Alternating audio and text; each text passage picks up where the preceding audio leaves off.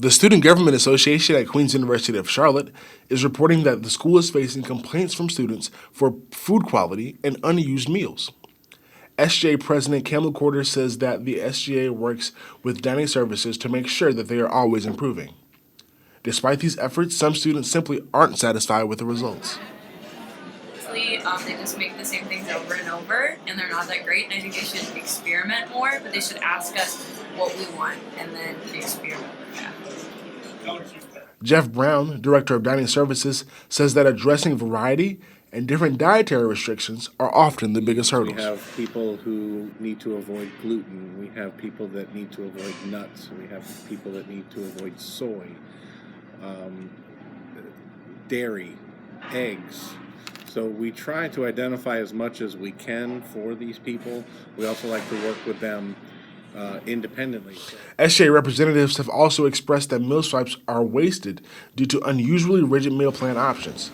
For example, meal swipes are not transferable among the university's 4 dining locations for students who have lower than an unlimited meal plan, nor can meal swipes be extended to guests.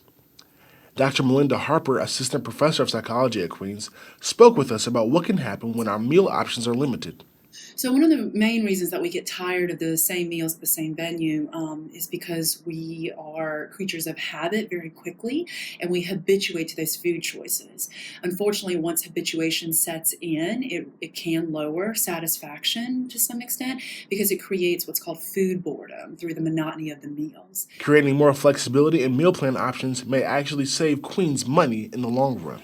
Some of the students end up not using the meals anyway, and so then unfortunately it ends up being a financial cost. It doesn't benefit the students. And then colleges may be losing out budget-wise because they have over-budgeted for the amount of food, and then that food isn't consumed.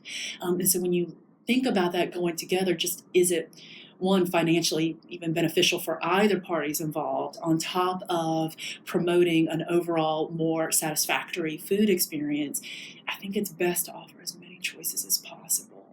According to Queen's CFO Matt Packey, the university remains in a multi-year agreement with Chartwell's.